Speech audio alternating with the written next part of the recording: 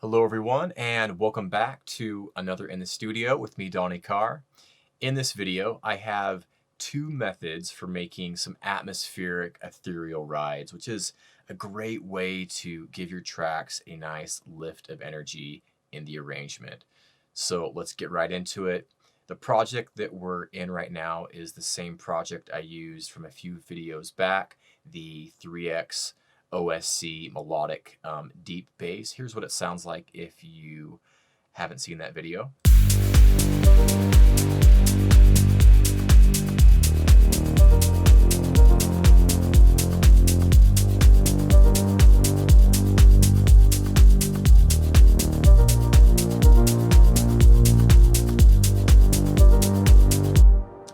Okay, that's what the project sounds like. If you're interested in learning how to make that bass with 3X OSC and stock plugins, I'll put that video up top. If you missed it, go check it out. But the focus for this video is atmospheric ethereal type rides. So let's have a look at the ride cymbal here. Now, this is the first method, and I'm going to show you a different approach here in a minute. So what we have going on here, I'll just let you listen to it. Okay. So it's just a basic offbeat pattern, as you can see there. Okay.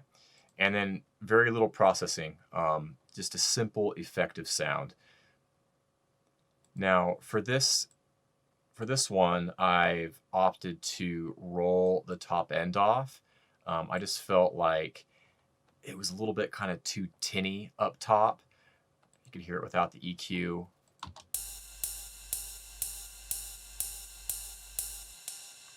I just liked it a little bit softer. Obviously, this is going to be dependent on the sample that you use.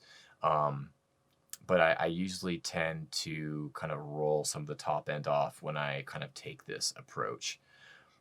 So in this case, I rolled everything above around 7K off and then cut some of the lows as well at around 500. Now to give it a little movement, I've added some auto pan.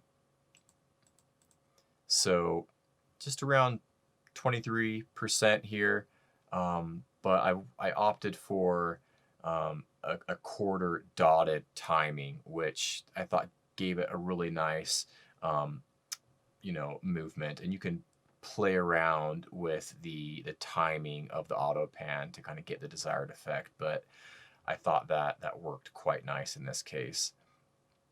And I think it usually does work well on rides like this.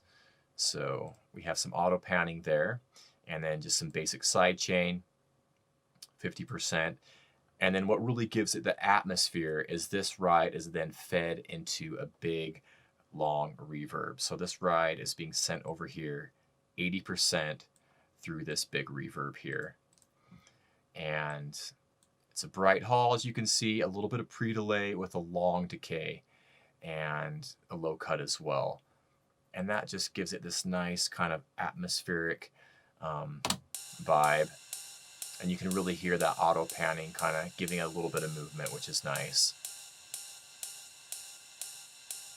So let's hear that in context with the drums.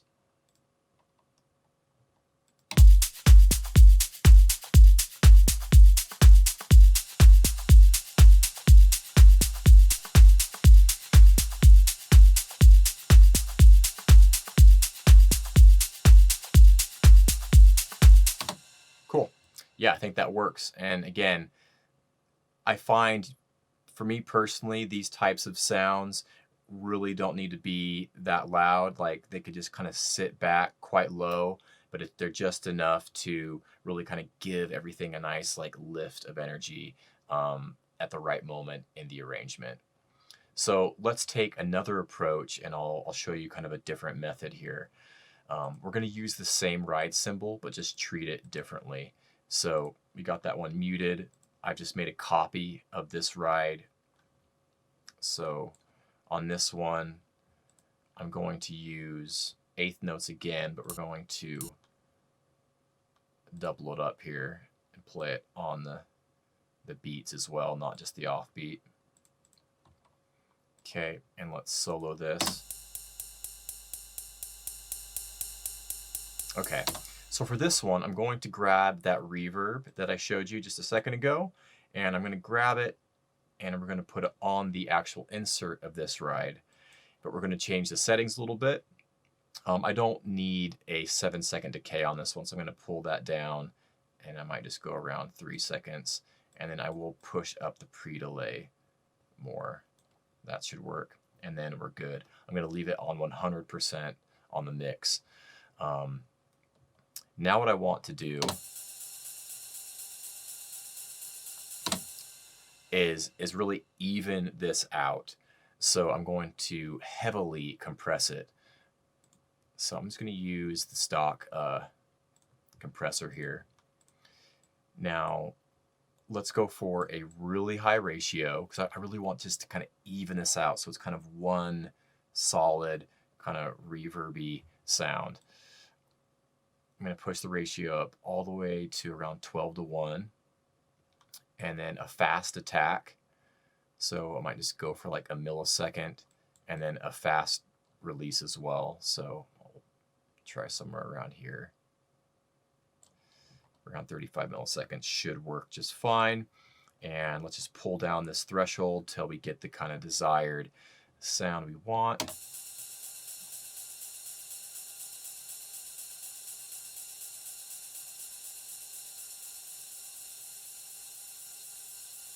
There we go. We have a much more even sound, which is what I'm looking for. So I think that will work just fine there. And then instead of rolling off the top end on this one, I want to keep and just focus in on just the top end and really kind of make this one a really kind of top end shimmer. So we're going to go for a low cut. And let's roll the top or the low end off.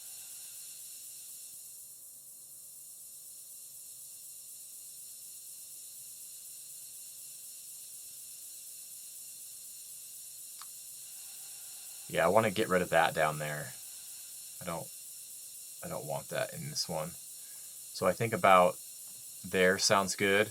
Obviously we can adjust that when we play it in context, but I just want to show you kind of the process here.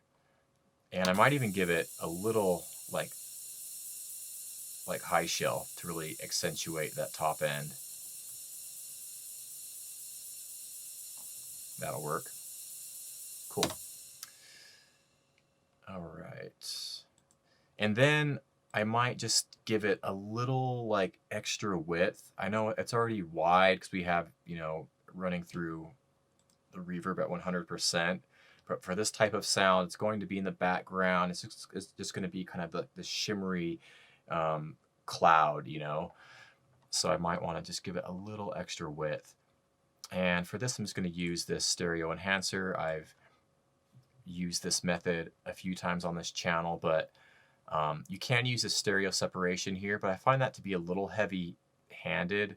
The phase offset you can easily overdo as well, but if you just kick it over one way or the other just slightly, it just gives a little extra width.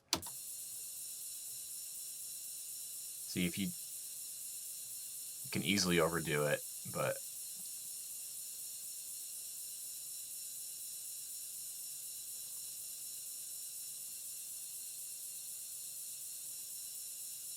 subtle, but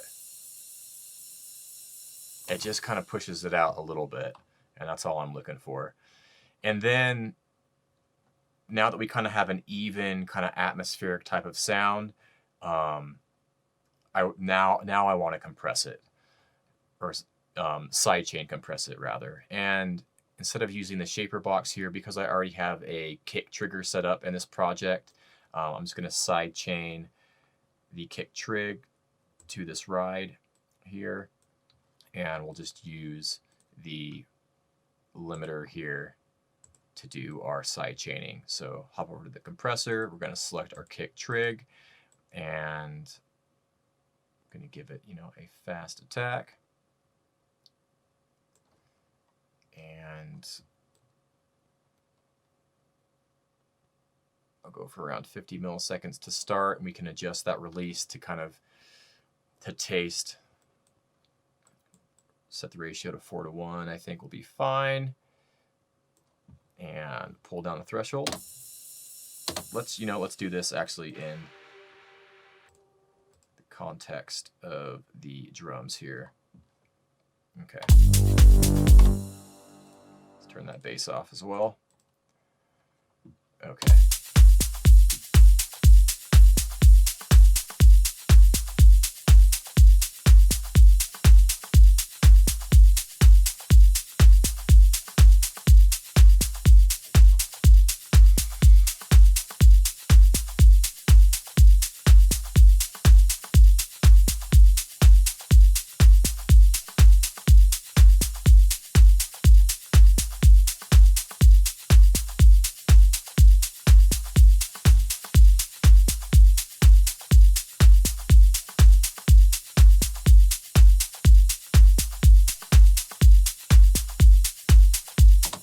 And once you have kind of the desired like threshold set, then you can play around at the release to get the the feel of how it's pumping. You can adjust that to taste, but I think that works there.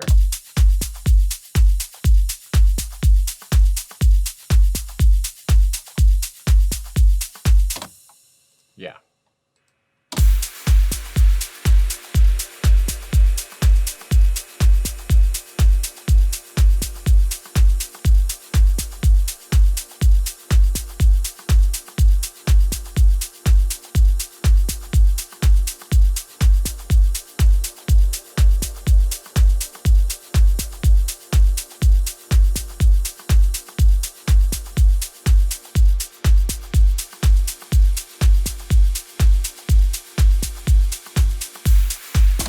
So there you go. There's kind of two slightly different methods on how you can go about making some atmospheric, ethereal type rides that are really simple to achieve, and they really do kind of give your track a nice like lift and energy in the arrangement, and they can really be useful when you're arranging a track and really want to just pick things up a little bit. So hopefully you found this video helpful. If you have any comments or questions, drop them below. I'll get back to you. Thanks so much for watching. If anyone wants feedback on their track, I offer a full feedback service through Audio. The link for that is in the description. Thanks again, everyone. Take care, and I will see you soon. Later.